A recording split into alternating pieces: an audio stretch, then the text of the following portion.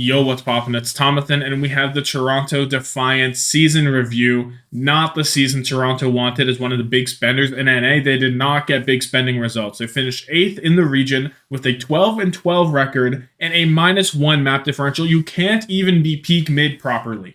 You can't. Just one more map win and you're peak mid. Like, can't do anything right, man. And 15 points because they didn't miss a tournament. Shout out to them for not missing a tournament, even though they only got wins in one of them. Not including the Countdown Cup, because that is Mickey Mouse tournament, not real. So, not great tournament results. The team is Hisu Finale Aldo as your DPS line, Muse Hoppa as the tank line, and Charong Twilight as the supports, with the staff being, in the end, it was Moby Dick as your head coach, with Yangwon and Dox as your assistant coaches, Stella as the manager, and, of course, in the beginning, it was KDG as your head coach. But after the kickoff clash, which was a bit turbulent and with some internal, arguments and stuff between what was rumored to be or leaked to be KDG and Muse. They decided to clear KDG out, which I think was the correct decision. While Moby Dick didn't have immediate success, I think that he did find more success than KDG would have in the Summer Showdown specifically. And KDG just didn't work out, even though he was looking to come in for a second season. There was a lot of hype, not hype around KDG because he didn't perform that well. Like, the team didn't perform that well in Season 4, but he was still regarded as, pretty decent, from my point of view, at least. But yeah, like, looking at Moby Dick versus KDG a little bit more here, in the kickoff clash, right, you started off, they were the first team to really play Tracer before it was all Genji. Finale stepped in on the Tracer. He was great. And Muse on the Winston, they genuinely looked good despite losing to Washington. And then there was just a shift. I don't know if they wanted to copy Dallas or what was going on, but they changed to be more of a Zarya Reaper team, which didn't look as explosive for them. And it felt like KDG wasn't playing towards the team strength, but just what he thought was personally better. Even though I thought that Toronto did look better on the Winston stuff. So then KDG loses his kickoff clash things, is already internal struggles. That was also another primary reason that you could attribute them going to the Zarya comp, because he didn't like Muse, or Muse was in the doghouse or something like that, which wasn't great. Anyway, Moby Dick comes in, and we're like, yes, we can unlock Muse fully. There shouldn't be any more internal struggles, anything like that. And they just act like nothing changed. And Muse comes in, and they're playing the Winston stuff, and it's not looking very good in the mid-season madness. It just isn't really working out for them. They just act like nothing changed. It was super weird. There was some echo stuff, even though their echo numbers in the end is quite low at 4.6 for the team. That's where it comes in as a midseason madness there. So I don't know. There wasn't an immediate switch for Moby Dick, but again, the Summer Showdown was quite good for this team. So looking at the actual players themselves, and if you want to know more about that kind of stuff, of course, me and Frags do it kind of like a podcast sort of format on this channel. So go ahead and watch some of those. Stay tuned for whenever, the big roster announcements come out and all that stuff for more of that. But yeah, anyway, looking at the actual players, as of right now, none of these players are on the team. They're all gone, all free agents. None of the coaching staff's on the team either. It's just Kasores as their head coach, which does look to be at least a Western or mixed team for Toronto next season with, American Tornado rumors and all that stuff, which looks good, but I'll talk about that again in those podcasts maybe. So, Hisu was the lifeblood of this team, right? If Hisu wasn't fragging out, this team wasn't winning. Hisu had to be the best player in the lobby to win. And so much so that the only reason they found success in the Summer Showdown was because they were able to lean on Hisu and his Ashe rather than the Sojourn. And Hisu was putting out the most impact on this team. He was controlling the pacing of fights with his Dynamite so incredibly well. Which I did make a video on also. I'll put a little thing up there because my favorite video I've ever made was my Hisu video, basically.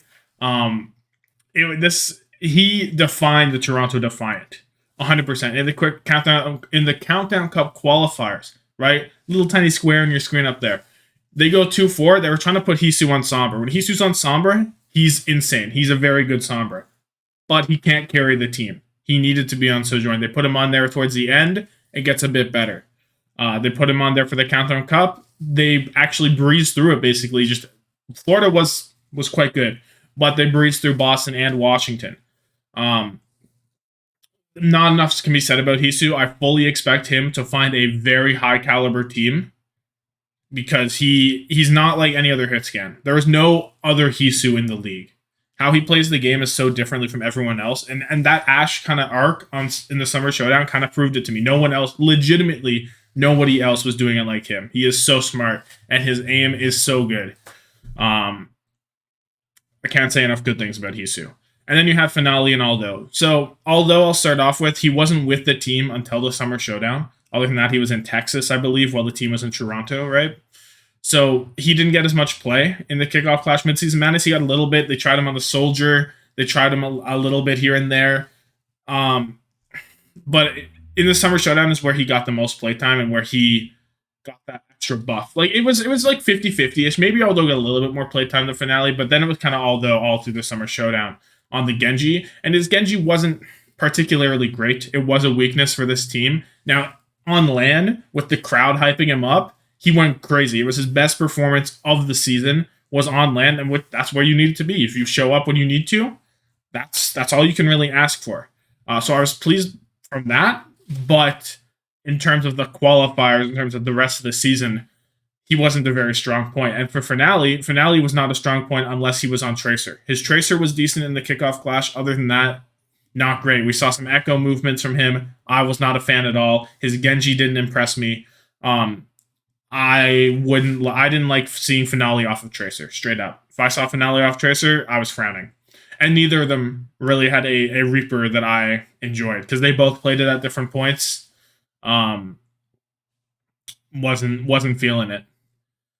And then you have the tank line of Muse and Hoppa. Hoppa ends up getting the nod for the most part. There were some little moments in the kickoff clash midseason madness where it was Muse.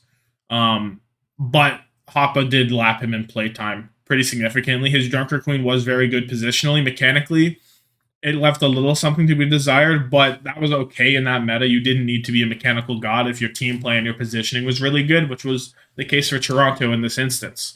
And of course, another highlight of Hoppa, maybe not a highlight of Hoppa, but a low light of Muse, is them going over to Hoppa to play Winston in their final game of the season against the Hangzhou Spark in the playoffs. In a hard Winston meta, they gave Hoppa the nod because Muse wasn't cutting it. And that speaks to how integral he was to his team. Yes, you can say, oh, maybe just the communication throughout the season was with Hoppa, so he'll be better on Winston.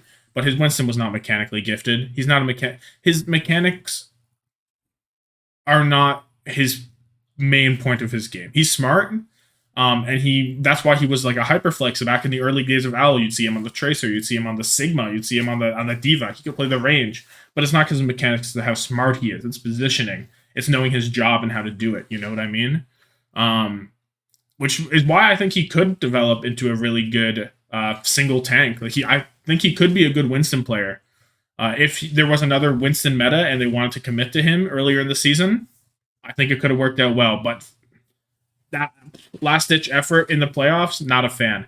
And then Muse had a royally disappointing season outside of the first week, the first 2 weeks, I would say.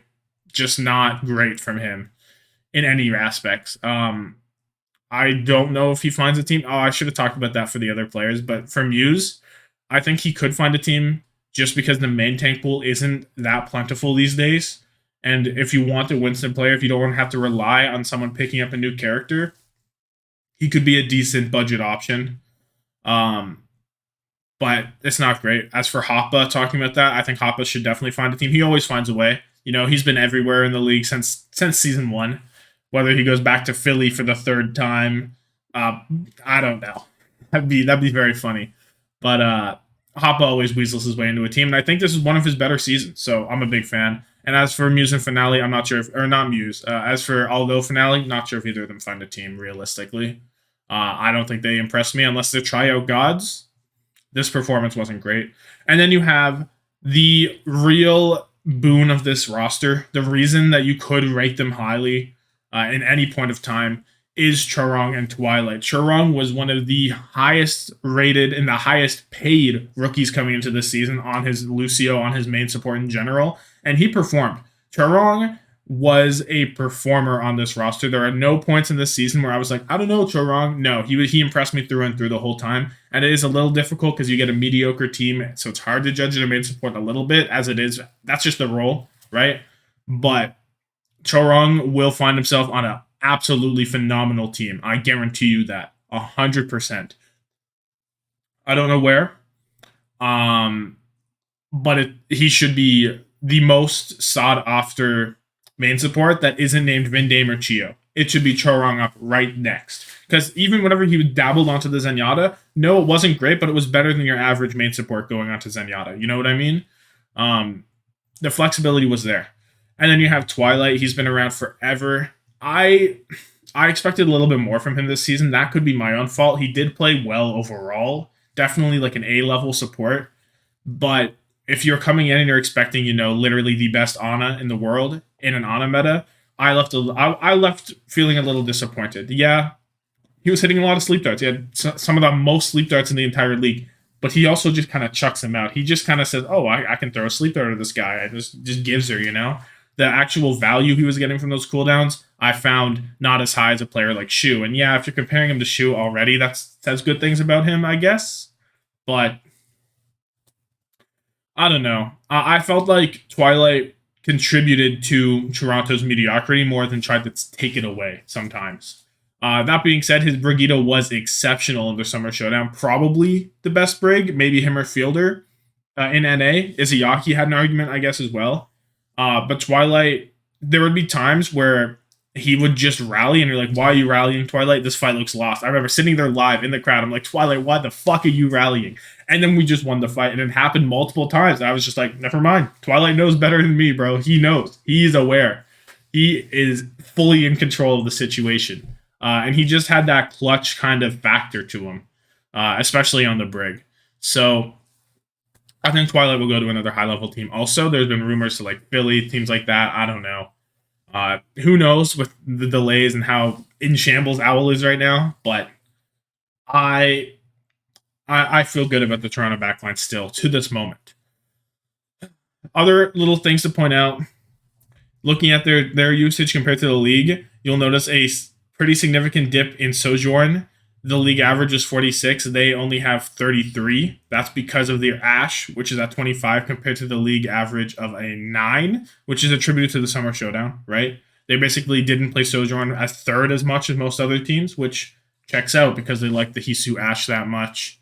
Other than that, they played Winston a bit less. Not Winston a bit less. They played Zarya a bit more, basically, is how I should say it. I don't know.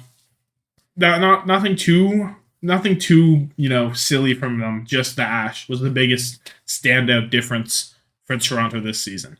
But yeah, pretty disappointing season. Going to be very exciting to see what they do coming up with their mixed roster, their Western roster, whatever they choose to do. American Tornado, Canadian Tornado, Toronto Tornado, whatever it is. I'm hyped for it. Thank you so much for watching. Like this video if you like it, subscribe if you really like it, and have yourself a good one. Deuces.